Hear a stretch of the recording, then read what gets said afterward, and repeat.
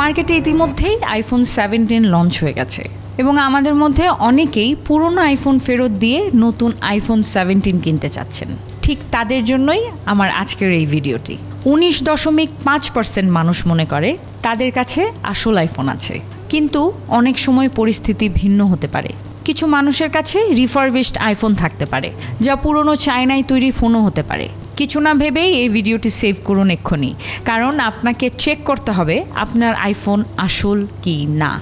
এবং আসল আইফোন চেনার জন্য ধাপে ধাপে যা করতে হবে তা হলো সেটিংয়ে যান, জেনারেলে ক্লিক করুন, অ্যাবাউটে যান। এখানে আপনি মডেল নাম্বার দেখতে পাবেন।